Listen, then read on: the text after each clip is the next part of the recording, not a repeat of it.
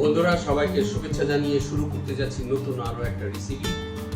এটা হলো থাই একটা খাবার, সেটাই আমি চেষ্টা করবো আপনাদের সঙ্গে তৈরি করে দেখানোর জন্য। তো আসুন আমরা সবাই মিলে এখন থাই চিকেন তৈরি করি। আসলে এটাকে বলা হয় বাক হ্যান্ডশেন উইথ অ্যাবলো সস। তার মানে হলো fried chicken with peanut butter sauce. এই সাথে আমি ব্যবহার করব আপনার যে ইয়াসমিন রাইস অর্থাৎ ক্লেভে রাইস আমরা বলি, সেই রাইস আমি এখানে রেখেছি। 1 কাপ রাইস, 2 কাপ পানি বয়েলের জন্য রেখে দিয়েছি, বয়েল করে নিচ্ছি রাইসটা। আর বাক হ্যান্ডশেনের জন্য যেটা আমি তৈরি করছি, এখানে আমি দুটো চিকেন ব্রেস্ট, এটাকে পিটিয়ে পানের আকৃতি তৈরি দুইটা চিকেন ব্রেস্ট। সস তৈরি করার জন্য আমি এখানে রেখেছি কিছু জিঞ্জার কুচি, রসুন কুচি, পেঁয়াজ কুচি, ধনেপাতা কুচি, 2 teaspoon soya sauce, 2 teaspoon hoisin sauce, এখানে salt 1 teaspoon, black pepper 1 teaspoon, red curry paste 1 teaspoon, tomato paste 1 teaspoon, peanut butter আমি নিব 2 টিস্পুন সস তৈরি করার জন্য। এখানে আছে আপনার সিজাম অয়েল, ক্রিম, সাথে রয়েছে কোকো স্টিক, সেটাও ব্যবহার করব। সবচেয়ে প্রথম বন্ধুরা যেটা আমি করতে যাচ্ছি, আমি এখন সবচেয়ে প্রথম তৈরি করব সস, এবং চিকেনটাকে ম্যারিনেশন করে ডিম দিয়ে আমি তেলে ফ্রাই করব, সেটাও আপনারা দেখতে থাকুন। প্রথম যেটা আমি করতে যাচ্ছি, আমি পিনাট বাটার সসটা তৈরি করব। তো বন্ধুরা দেখতে থাকুন পিনাট বাটার সস আমি কী করে তৈরি করি।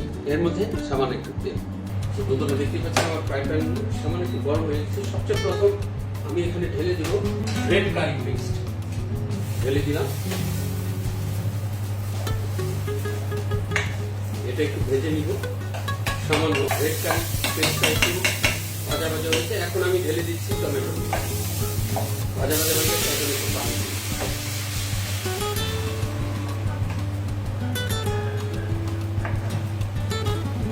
হয়ে যাচ্ছে। এখন এর মধ্যে আমি ঢেলে দিচ্ছি কোকোনাট মিল্ক, পুরো 1 চামচ দিয়ে দিলাম।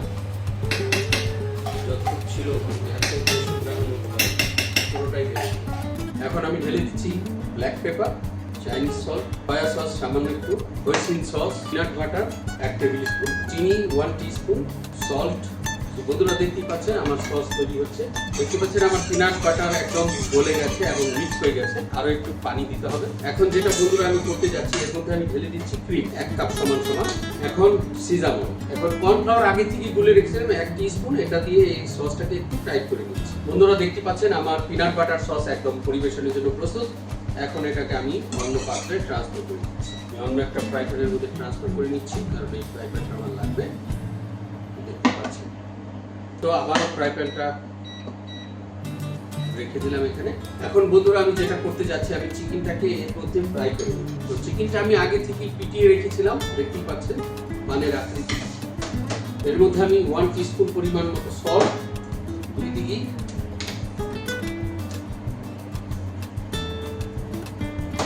সল্ট ঢেলে দিলাম। এখানে আমি আগে থেকে দুটো ডিম রেখেছি, এখানে আমি তেল ঢেলে দিচ্ছি ফ্রাই করার জন্য। আমি একটা করে একটার পর একটা দুটো ব্রেস্টে আমি ভেজে নিব। বন্ধুরা দেখতেই পাচ্ছেন আমি এখন ময়দা রেখেছি, ময়দার মধ্যে চিকেনটাকে ঢেলে এই ডিমে ঢেলে দিই। ঠিক আবারও ডিমে ঢেলে দিই। বন্ধুরা দেখতে পাচ্ছেন আমার তেল গরম হয়ে গেছে। এখন আমি প্রথম চিকেন ব্রেস্টটা এর মধ্যে ঢেলে দিচ্ছি ফ্রাই করার জন্য।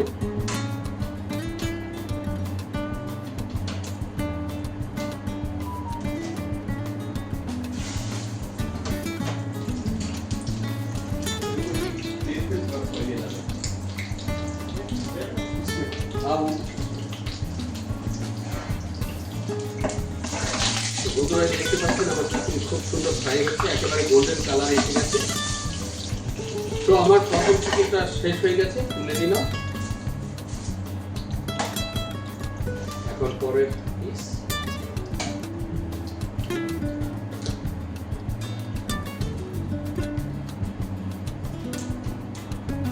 বন্ধুরা আমার চিকেন পুরোপুরি ভাবে প্রস্তুত হয়ে গেছে পরিবেশনের জন্য। খুব আমি এটাকে কিছুক্ষণের জন্য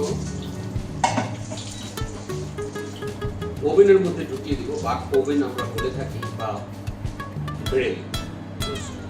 5 থেকে 7 মিনিট আমি গ্রিল করবো, তারপরেই পরিবেশন করে প্রস্তুত করব। এখন এই একই পাত্রের মধ্যে আমি যে উপকরণগুলি আগে থেকে রেখেছিলাম এখানে আমি পেঁয়াজ কুচি, রসুন কুচি ঢেলে দিলাম, জিঞ্জার কুচি, পেঁয়াজ কুচি, পুনরায় সামান্য একটু তেল,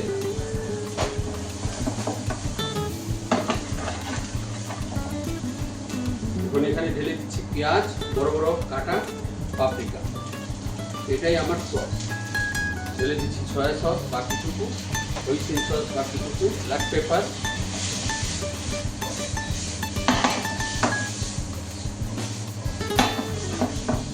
এখানে গ্লাসি করার জন্য কর্নফ্লাওয়ারটা ঢেলে দিলাম, সামান্য একটু পানি।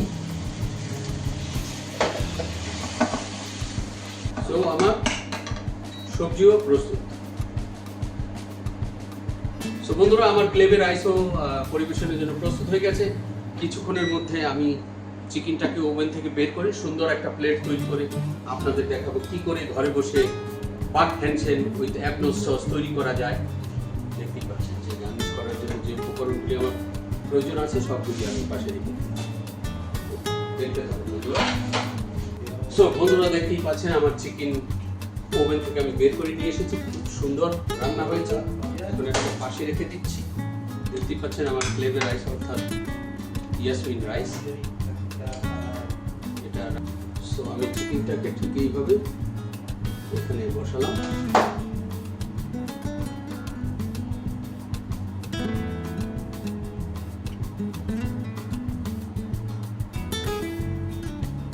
সো বন্ধুরা, দেখতে পাচ্ছেন আমার বাক হ্যান্ডসেন উইথ অ্যাবনোস সস পরিবেশনের জন্য প্রস্তুত হয়ে গেছে। রেসিপিটা যদি আপনাদের ভালো লাগে তাহলে লাইক ও শেয়ার করতে পারবেন। সেই পর্যন্ত সবাই ভালো থাকবেন এবং সুস্থ থাকবেন।